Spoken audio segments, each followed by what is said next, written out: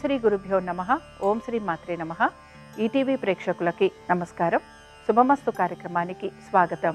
శుభమస్తు కార్యక్రమంలోని గ్రహఫలం అంశంలో ద్వాదశ రాసుల వారి శుభాశుభ ఫలితాలు, ద్వాదశ రాసుల వారు ఎటువంటి పరిహారాలను పాటించాలి, అలాగే రుణ బాధలు తొలగటం కోసం, కుజదోష నివారణ కోసం పాటించాల్సిన నియమాలు ఏమిటి అనే విషయాన్ని శ్రీరస్తు అనే అంశంలో తెలుసుకుందాం.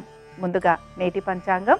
స్వస్తి శ్రీ చాంద్రమాన శ్రీ విశ్వావసునామ సంవత్సరం దక్షిణాయనం వర్ష ఋతువు భాద్రపద మాసం.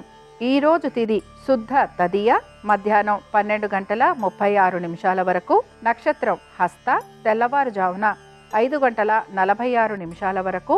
రాహుకాలం మధ్యాహ్నం 3 గంటల నుంచి 4:30 వరకు.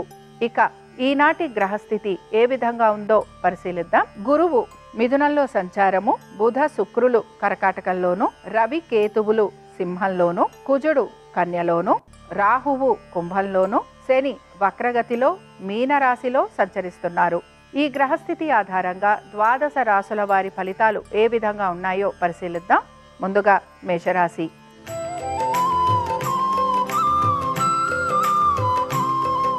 మేషరాశి వారికి ఆర్థిక స్థితిగతులలో ఈరోజు చక్కటి మార్పులు గోచరిస్తున్నాయి. దీంతో పాటు కుటుంబ సభ్యుల యొక్క విద్య, ఉద్యోగ, వ్యాపారాల గురించి ఆలోచన చేసే అవకాశాలు ఎక్కువగా ఉంటాయి.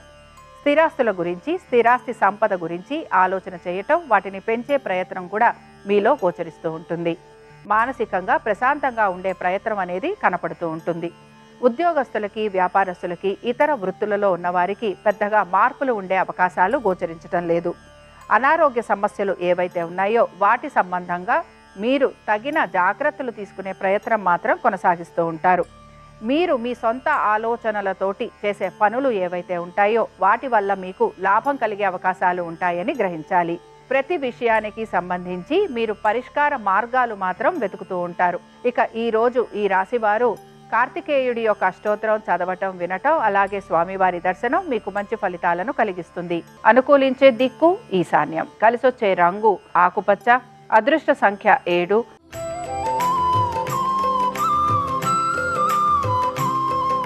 వృషభ రాశి వారి ఫలితాలను గనక పరిశీలించినట్లయితే స్వయం కృషితోటి ప్రతి పనిని పూర్తి చేయాల్సిన పరిస్థితులు గోచరిస్తున్నాయి.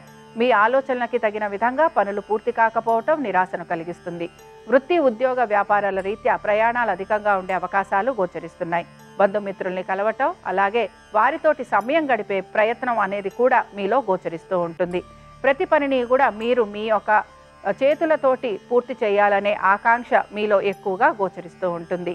ఇక వీటన్నిటితో పాటు మీరు ఎప్పటి నుంచో బకాయిలు ఏవైతే ఉన్నాయో ఆ బకాయిలు తీర్చే ప్రయత్నం మాత్రం కొనసాగిస్తూ ఉంటారు. సంతానానికి సంబంధించి చక్కటి అనుకూలమైన స్థితిగతులు గోచరిస్తున్నాయి. ఇక వీటన్నిటితో పాటు తీర్థయాత్రలకు వెళ్ళటం, దైవ దర్శనం చేసుకోవటం, అలాగే దీంతో పాటు దాన ధర్మాలు చేయాలని ఆసక్తిని మాత్రం మీరు కనబరుస్తూ ఉంటారు. ఈ రాశి వారు ఈరోజు ఆంజనేయ స్వామి వారి అష్టోత్తరం చదవటం, వినటం, అలాగే స్వామివారి దర్శనం మీకు మంచి ఫలితాలను కలిగిస్తుంది. అనుకూలించే దిక్కు ఉత్తరం. కలిసొచ్చే రంగు పసుపు. అదృష్ట సంఖ్య 2.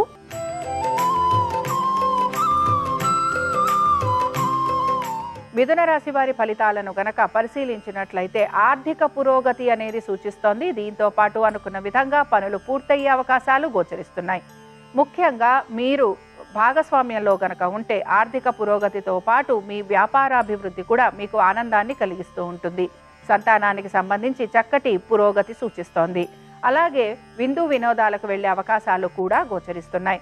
అనుకున్న విధంగా ప్రతి పనిని పూర్తి చేసే ప్రయత్నం మీలో కొనసాగుతూ ఉంటుంది. ఫైనాన్స్ రంగాలలో ఉన్నవారు, ఇన్సూరెన్స్ ఏజెంట్లు, అలాగే మీడియా పర్సన్స్, అడ్వర్టైజింగ్ ఇలాంటి రంగాలలో ఉన్న వారందరికీ కూడా ఆర్థిక పురోగతితో పాటు వ్యాపారాభివృద్ధి అనేది గోచరిస్తోంది.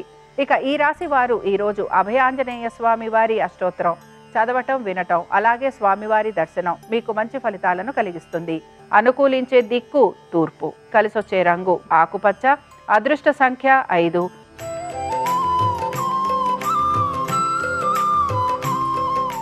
కర్కాటక రాశి వారి ఫలితాలను కనుక పరిశీలించినట్లయితే ప్రతి పనిని కూడా మీ చేత్తో మీరు చేసుకోవాలనే ఆలోచన ఎక్కువగా చేస్తూ ఉంటారు. ఇతరుల మీద ఆధారపడకుండా పనులు గనక పూర్తి చేస్తే తప్పనిసరిగా పనులు పూర్తయ్యే అవకాశం మీకు గోచరిస్తూ ఉంటుంది.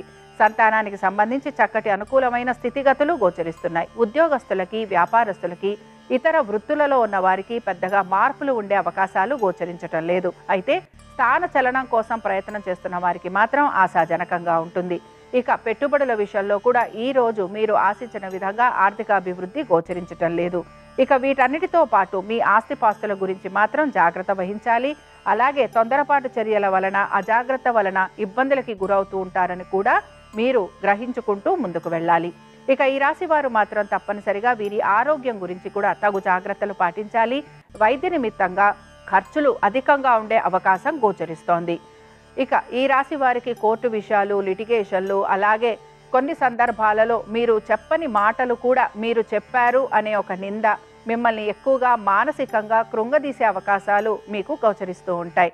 ఇక ఈ రాశి వారు మాత్రం ఈరోజు కార్తికేయుడి యొక్క అష్టోత్తరం చదవటం, వినటం, అలాగే స్వామివారి దర్శనం మీకు మంచి ఫలితాలను కలిగిస్తుంది. అనుకూలించే దిక్కు నైరుతి, కలిసొచ్చే రంగు నలుపు, అదృష్ట సంఖ్య 8.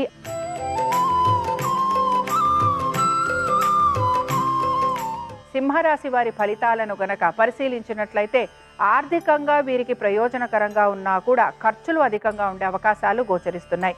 వైద్య నిమిత్తంగా ఖర్చులు అధికంగా ఉండటం, అలాగే అనాలోచితంగా మీరు దుబారా ఖర్చులు లాంటివి చేయటం, దీంతో పాటు మీరు దాన ధర్మాలు లాంటివి చేసే అవకాశాలు ఎక్కువగా ఉంటాయి. ఆర్థికంగా స్థిరత్వం కోసం మీరు ఎక్కువగా ప్రయత్నం అనేది మాత్రం కొనసాగిస్తూ ఉంటారు. ఇక ఉద్యోగ వ్యాపారాల రీత్యా ప్రయాణాలు అధికంగా ఉండటం, దీని వలన శారీరకంగా శ్రమ అనే దానికి మీరు గురవుతూ ఉంటారు. వ్యాపారస్తులకి మాత్రం వ్యాపార నిమిత్తంగా ప్రయాణాలతో పాటు వీరికి ఆర్థికంగా కూడా నష్టం కలిగే అవకాశాలు ఎక్కువగా ఉంటాయి. సంతానానికి సంబంధించి వారి ఆరోగ్యం గురించి, విద్య గురించి ప్రత్యేక శ్రద్ధను కనబరచాలి. కోర్టు విషయాలు ఏవైతే ఉన్నాయో ఇవి వాయిదా పడటం కానీ, లేదా ఆశించిన విధంగా ముందుకు సాగకపోవటం కానీ, అలాగే మీరు కనుక లిటిగేషన్లలో ఉంటే ఆ లిటిగేషన్లకి సంబంధించి కూడా వాయిదాలు లాంటివి ఉండే అవకాశాలు ఎక్కువగా ఉంటాయి. ఈ రాశి వారు ఈరోజు సుబ్రహ్మణ్య స్వామి వారి కవచ స్తోత్రం చదవటం, వినటం, అలాగే స్వామివారి దర్శనం మీకు మంచి ఫలితాలను కలిగిస్తుంది. అనుకూలించే దిక్కు వాయువ్యం, కలిసొచ్చే రంగు ఆకుపచ్చ, అదృష్ట సంఖ్య 4.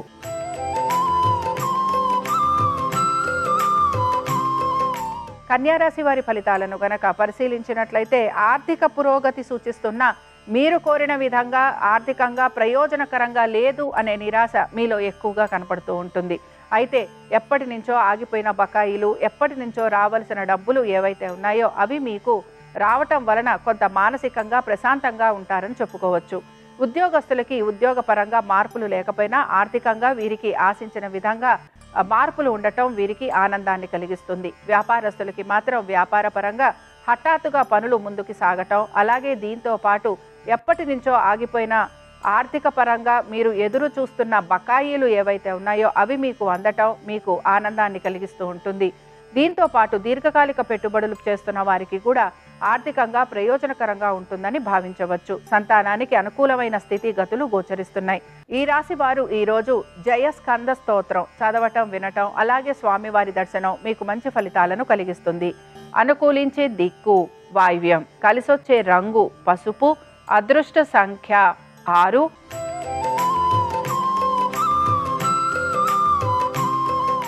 తులారాశి వారి ఫలితాలను గనక పరిశీలించినట్లయితే ఉద్యోగస్తులకి అద్భుతమైన అవకాశాలు గోచరిస్తున్నాయి. ఎప్పటి నుంచో ఆగిపోయిన పనులను మీరు సకాలంలో పూర్తి చేయటం, దానికి సంబంధించి మంచి గుర్తింపు లభించే అవకాశాలు గోచరిస్తున్నాయి.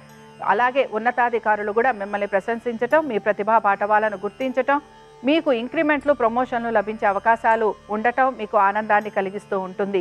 వీటన్నిటితో పాటు వివాహ ప్రయత్నాలు చేస్తున్న వారికి ఆశాజనకంగా ఉంటుంది. సంతానానికి సంబంధించి వారి యొక్క ఆరోగ్యం గురించి మీరు తగిన జాగ్రత్తలు పాటించాలి. ఇక వ్యాపారస్తులకి కూడా వ్యాపార పరంగా అభివృద్ధి అనేది గోచరిస్తోంది. భాగస్వామ్యంలో ఉన్న వారికి కూడా ఆర్థిక అభివృద్ధి సూచిస్తోంది. నూతన వ్యాపారాల గురించి ప్రయత్నం చేస్తున్న వారికి కూడా ఆలోచనలు కలగటం, అలాగే వారికి సమయానుకూలంగా ఎవరిదో ఒకరి సహాయం అందటం వీరికి ఆనందాన్ని కలిగిస్తుందని చెప్పుకోవచ్చు. పాత బకాయిలు తీర్చే ప్రయత్నం మీరు చేస్తూ ఉంటారు. తగిన విధంగా ఆర్థిక సహాయం కూడా మీకు అందే అవకాశాలు గోచరిస్తున్నాయి. కుటుంబ సభ్యులతోటి ఎక్కువగా సమయాన్ని గడుపుతారు. అలాగే కుటుంబ సభ్యులకి సంబంధించిన వృత్తి, ఉద్యోగ, వ్యాపారాలలో ఎటువంటి ఇబ్బందులు ఉన్నా వాటికి తగిన విధంగా పరిష్కార మార్గాలు కూడా మీరు అన్వేషిస్తూ ఉంటారు. ఇక ఈ రాశి వారు ఈ రోజు వీరాంజనేయ స్వామి వారి అష్టోత్తరం చదవటం వినటం, స్వామివారి దర్శనం వీరికి మంచి ఫలితాలను కలిగిస్తుంది. అనుకూలించే దిక్కు ఉత్తరం, కలిసొచ్చే రంగు పసుపు, అదృష్ట సంఖ్య 2.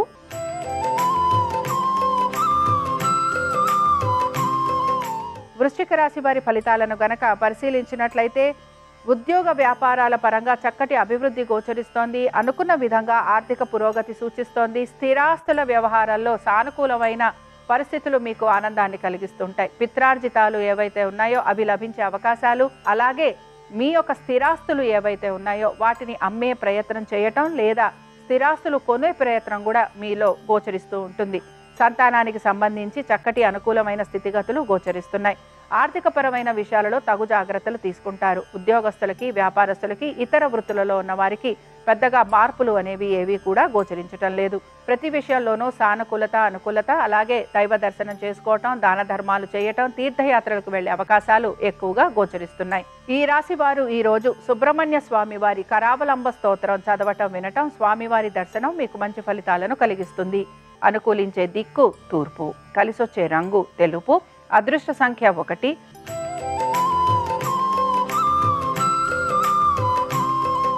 ధనురాశి వారి ఫలితాలను గనక పరిశీలించినట్లయితే ఉద్యోగ సంబంధంగా ఇబ్బందులు ఎదుర్కొనే పరిస్థితులు గోచరిస్తున్నాయి. అలాగే హఠాత్తుగా ఉద్యోగాలకి సంబంధించి మార్పులు చేర్పులు ఉండటం, ఉద్యోగాలు తొలగిపోవటం లాంటి అవకాశాలు కూడా గోచరిస్తున్నాయి. మీరు గనక నూతన ప్రాజెక్టుల కోసం ప్రయత్నం చేస్తుంటే అందులో ఆటంకాలు కలగటం లేదా ఆశించిన విధంగా ఆ ప్రాజెక్టులు మీ చేతికి రాకపోవటం నిరాశను కలిగిస్తుంది. దీంతో పాటు మీ సహోద్యోగులు ఎవరైతే ఉన్నారో వారు కూడా తగిన విధంగా మీకు సహాయ సహకారాలు అందించకపోవటం మిమ్మల్ని ఇబ్బందికి గురి చేస్తూ ఉంటుంది. మొత్తం మీద ఉద్యోగస్తులు మాత్రం ఇబ్బందికి గురయ్యే అవకాశాలు ఎక్కువగా ఉంటాయి.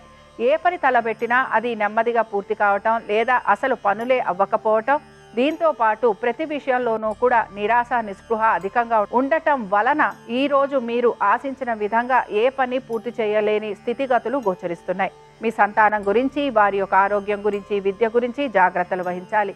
వీటన్నిటితో పాటు స్థిరాస్తి వ్యవహారాలకు సంబంధించి కూడా తగు జాగ్రత్తలు పాటించాలి. మీ యొక్క అన్నదమ్ములతోటి, అలాగే సోదర సోదరీమణులతోటి ఇబ్బందులు ఎదుర్కొనే పరిస్థితులు గోచరిస్తున్నాయి. లిటిగేషన్లు, కోర్టు కేసులు, ఇలాంటి వ్యవహారాలు ఏవైతే ఉంటాయో ఇవన్నీ కూడా వాయిదా పడే అవకాశాలు గోచరిస్తున్నాయి. దీర్ఘకాలిక పెట్టుబడుల విషయంలో మాత్రం మీకు కొంతవరకు ఆశాజనకంగా ఉంటుంది. ఇక ఈ రాశి వారు ఈ రోజు కుమారస్వామి వారి కవచం చదవటం వినటం, అలాగే స్వామివారి దర్శనం మీకు మంచి ఫలితాలను కలిగిస్తుంది. అనుకూలించే దిక్కు దక్షిణం, కలిసొచ్చే రంగు పసుపు, అదృష్ట సంఖ్య 2.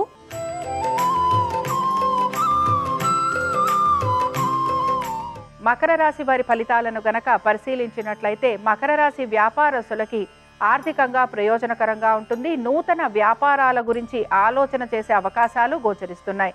అలాగే మీ జీవిత భాగస్వామికి సంబంధించి వారి యొక్క వృత్తి, ఉద్యోగ వ్యాపారాలలో అనుకూలమైన స్థితిగతులు గోచరిస్తూ ఉంటాయి. స్థిరాస్తి వ్యవహారాలు కూడా మీకు సానుకూలంగా ఉండటం, స్థిరాస్తులు అమర్చుకోవాలనే మీ ఆశ, కోరిక కొంతవరకు ముందుకు సాగే అవకాశాలు గోచరిస్తున్నాయి. సంతానానికి సంబంధించి చక్కటి అనుకూలమైన స్థితిగతులు ఉండటం, అలాగే వారు కోరిన విధంగా వారికి విద్యలోనూ ఉద్యోగాల్లోనూ మార్పులు చేర్పులు ఉండటం వారికి మీకు కూడా ఆనందాన్ని కలిగిస్తూ ఉంటుంది.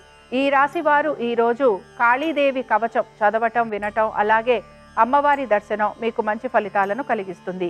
అనుకూలించే దిక్కు నైరుతి, కలిసొచ్చే రంగు తెలుపు, అదృష్ట సంఖ్య 5.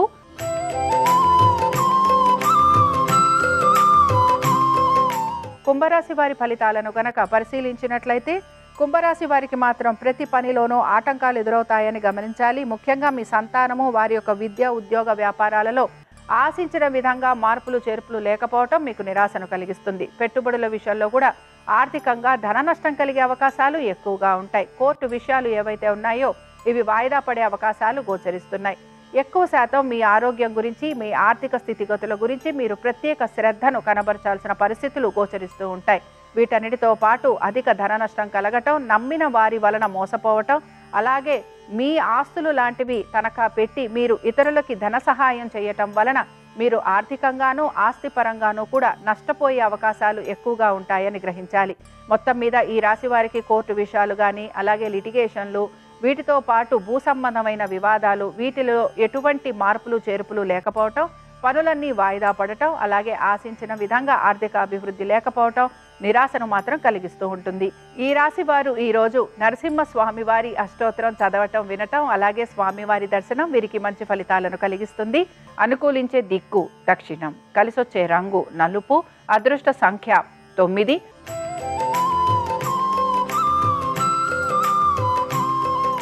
మీనరాశి వారి ఫలితాలను గనక పరిశీలించినట్లయితే మీనరాశి వారికి కూడా ఆర్థిక పరమైన విషయాలలో కొంత ఇబ్బందులు గోచరిస్తున్నాయి. అయితే ముఖ్యంగా గమనించాల్సిన విషయం ఏమిటంటే, మీ సంతానం గనక విదేశాలకు వెళ్ళాలని ప్రయత్నిస్తుంటే వారికి పాస్పోర్ట్స్, వీసాస్, అలాగే యూనివర్సిటీలో అడ్మిషన్స్ వీటికి సంబంధించి ఇబ్బందులు అనేవి ఎదుర్కొనే పరిస్థితులు గోచరిస్తున్నాయి. ఆశించిన విధంగా పనులు పూర్తి కాకపోవటం సంతానానికి సంబంధించి మీకు నిరాశను మాత్రం కలిగిస్తూ ఉంటుంది.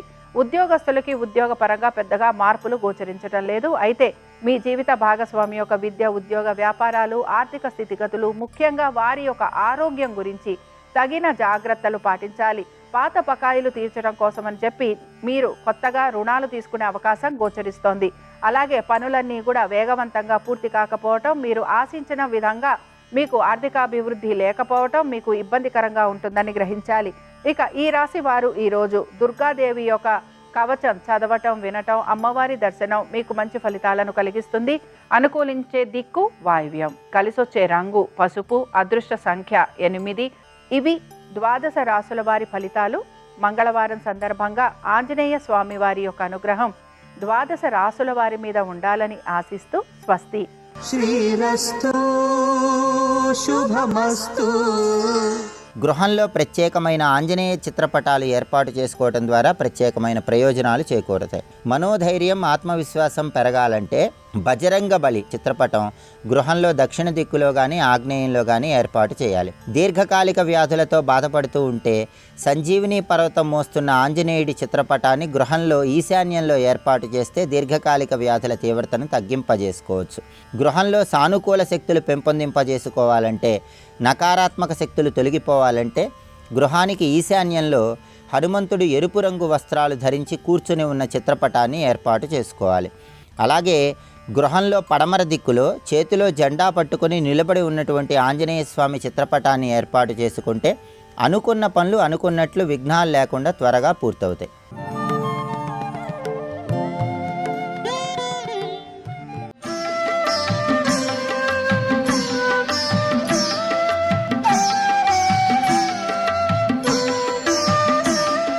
కంటితో చూడడానికి వీలు కానటువంటి పరమాత్మ కంటితో చూడడానికి వీలైనటువంటి రీతిలో కిందకి దిగి వచ్చి సౌలభ్యంతో నిలబడితే అవతారము అని పిలుస్తారు. అలాగే విఘ్నేశ్వరుడు కూడా అన్ని వేళలా ఉన్నవాడే.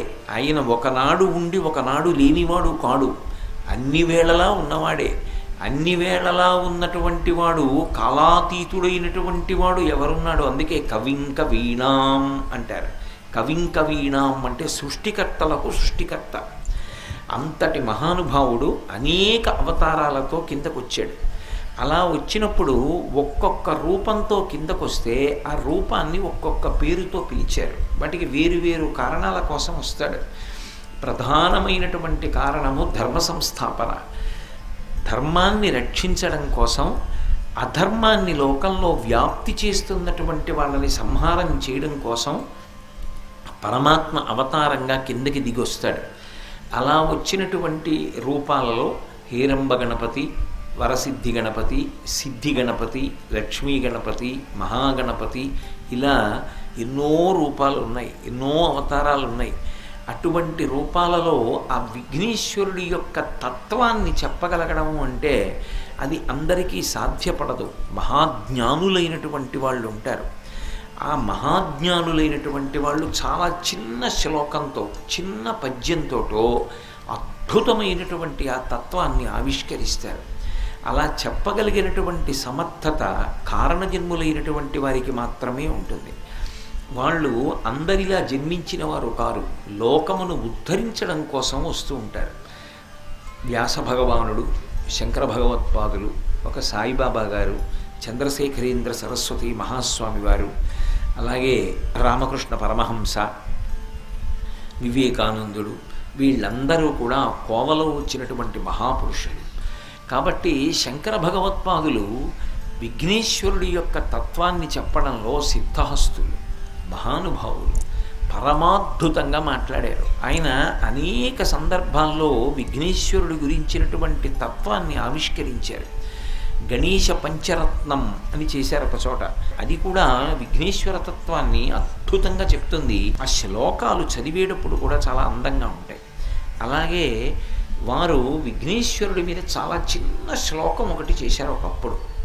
కానీ ఆ శ్లోకం పరమాద్భుతమైనటువంటి శ్లోకం. ఒక్కొక్క విశేషం ఎంత గొప్పగా ఉంటుంది అంటే మీరు ఎంత పుచ్చుకున్నారు అన్నదాన్ని బట్టి ఉండదు.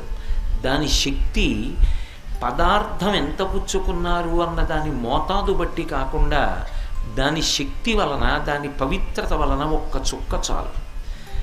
గంగిగోవు పాలు గరిటెడైనను చాలు, కడివెడైననేమి కరము పాలు, భక్తి కల్గుకూడు పట్టెడైనను చాలు అంటాడు కదూ. అలా గంగిగోవు పాలు గరిటెడైనను చాలు. గోవు యొక్క పాలు ఒక్క చారెడు తీసుకెళ్ళి అభిషేకం చేస్తే చాలు, తరిస్తాడు. మిగిలిన పాలు ఎన్ని పట్టుకెళ్ళి పోస్తే అపచారం అవుతుంది. ఒకవేళ తెలియక అలా పోసాడు అనుకోండి, అది దోషం అవుతుంది తప్పది ఉపచారం అవ్వదు. కానీ ఆవు పాలు అంత శ్రేష్టం. మిగిలిన నీళ్లు ఎన్నో ఉండొచ్చు, నీరు గొప్పదే. కానీ భగవద్గీత కించిదధీత గంగాజలలవ కణికాపీత సకృతపయేన మురారి సమర్చ క్రియతే తస్య యమేన నచర్చ అంటారు శంకరాచార్యులు వారి మోహముద్గరంలో. భగవద్గీత కించిదధీత గంగాజలలవ కణికాపీత. గంగానదీ జలం ఒక్క నీటి చుక్క నాలుక మీద పడిందనుకోండి, వాడికి యమేన నచర్చ, యమధర్మరాజు గారితో కానీ యమధర్మరాజు గారి భటులతో కానీ చర్చ ఉండదు. అంటే అంత్యకాలమునందు యమధర్మరాజు గారి యొక్క భటులు వచ్చి పాశం వేసి నువ్వు రా తీసుకెళ్ళిపోతానండం, నేను రానుని మొరాయించడం ఉండదు. గంగ ఒక్క చుక్క నాలుక మీద వేసుకున్నంత మాత్రం చేత యమదర్శనం కాదు, అంటే భగవంతుని యొక్క కింకరుల్ని చూసి భగవద్లోకానికి వెడతాడు తప్ప ఇక యమసదనమునకు వెళ్ళవలసిన అవసరం లేదు. అంటే మిగిలిన నీటికి గంగా జలానికి తేడా ఉందా లేదా? ఒక్క చుక్క గంగ అంత గొప్పది. గంగిగోవు పాలు గరిటెడైన చాలు, అంత గొప్పవి. అమృత బిందువు ఒక్కటి చాలు, ఒక్క అమృతపు చుక్క చాలు, మళ్ళీ పుట్టుక లేకుండా చెయ్యగలదు.